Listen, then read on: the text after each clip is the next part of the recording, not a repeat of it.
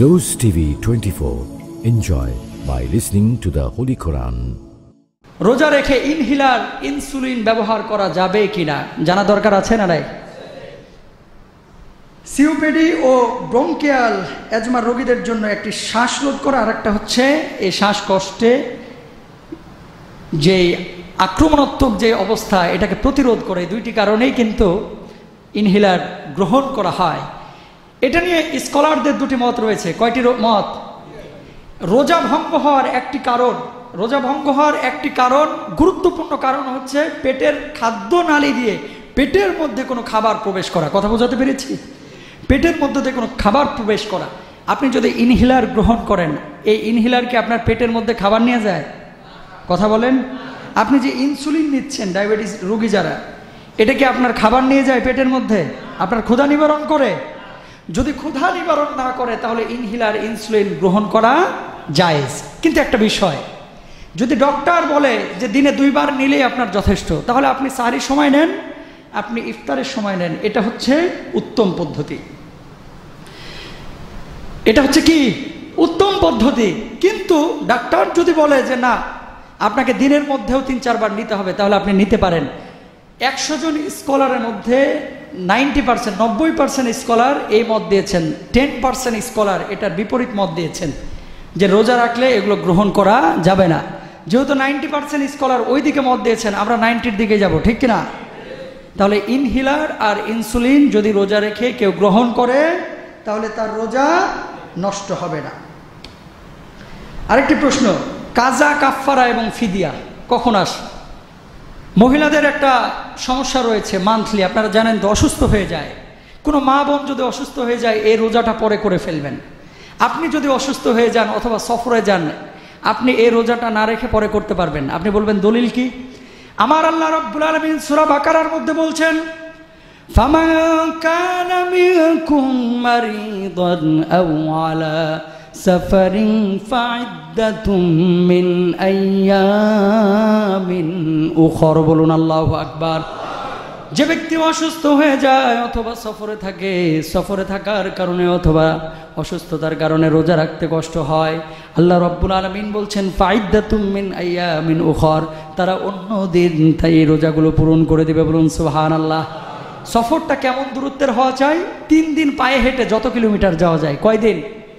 3 দিন। এখন স্কলাররা গবেষণা করে বলছেন 48 মাইল, কেউ কেউ বলছেন 80 মাইল বা 80 কিলো।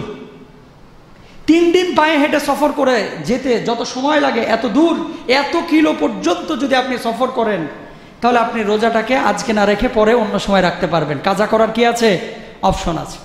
আপনি যদি অসুস্থ হয়ে যান, ডাক্তার যদি আপনাকে রোজা রাখতে বারণ করে, আপনি পরবর্তী সময়ে রোজাটি আদায় করতে পারবেন। আবার কিছু মানুষ আছে ইচ্ছাকৃত রোজা ভেঙে ফেলে, আছে না নাই? বিড়ি খায়, এমন নেশা সৃষ্টি হয়ে গেছে, মাথা মুথা একেবারে নষ্ট। কাঁচা শুকনা হাকিমপুরি ন্যাশনাল দিয়ে পান খায়, পান না পায় এখন মাথা মুথা পুরো নষ্ট, আছে না নাই? মাথায় আগুন জ্বলে যাচ্ছে। আস্তে করে দোকানটার পর্দার মধ্য দিয়ে ঢুকে দে বাইর কর, মুখটার মধ্যে নিয়ে তারপরে খায়া রোজাটা ভেঙে ফেলছে, আছে না নাই? আর রমজান মাসে আমাদের সমাজে কিছু পর্দাওয়ালি দোকান দেখবেন। কি ওয়ালি? পর্দাওয়ালি দোকান। সারা জীবন পর্দা করে না, কিন্তু ছেলে মেয়ে পর্দা না করুক, দোকানদারে আবার বোরকা পরায়, আছে না নাই? এই পর্দাওয়ালি দোকানের মধ্যে ঢোকার পরে যা কাজ কাম সারার পরে বাইর হয়, কিন্তু বাড়িতে বলে না আমি রোজাটা ভেঙে ফেলেছি। বাড়িতে এসে ইফতার নিয়ে আবার সবার আগে বসে, আছে না নাই? বন্ধু বান্ধবের সামনে এমন ভাব ধরে যেন আব্দুল কাদের জিলানী কবর থেকে আবার উঠে এসেছে, আছে না নাই? এমন আছে কিনা বলেন? আল্লাহর কসম করে বলি, এই সমস্ত ভাইরা আল্লাহ রাব্বুল আলামিন কিয়ামতের ময়দানে আপনাকে বেঁধে জাহান্নামের মধ্যে নিক্ষেপ করবে। নাউজুবিল্লাহ। তাহলে কি বলছিলাম? কাজা কাফফারা। ইচ্ছাকৃত কেউ যদি রোজা ভাঙে, তাকে কাজাও করতে হবে, কাফফারাও দিতে হবে। কাফফারা কি জানেন আপনারা? কাফফারা হচ্ছে 60টি রোজা। কয়টা রোজা? 60টা রোজা লাগাতার করতে হবে। একদিন যদি কেউ বাদ দেয় আবার 60টা, আর কাজা একটা, কয়টা? তাহলে 61টা রোজা। 2টা কারণে কাজা কাফফারা সাধারণত আসে। এক হচ্ছে ইচ্ছাকৃত রোজা ভাঙা, আর আরেকটা হচ্ছে রমজান মাসে দিনের বেলায় স্ত্রীর সাথে রোজারত অবস্থায় একান্ত সম্পর্ক স্থাপন করে রোজা ভেঙে ফেলা, নাউজুবিল্লাহ বলেন। যারা এই কাজ করে তাদের উপরে কাজা কাফারা দুটোই আসবে। অনেক মুরব্বী আছে যারা 13 দিন 14 দিন অসুস্থ ছিলেন, তারপরে মারা গেছেন, আছে না নাই, রোজা করতে পারেন নাই। হয়তোবা আপনার বাপ দাদা, আমার বাপ দাদা, কেউ কেউ এরকম ছিল।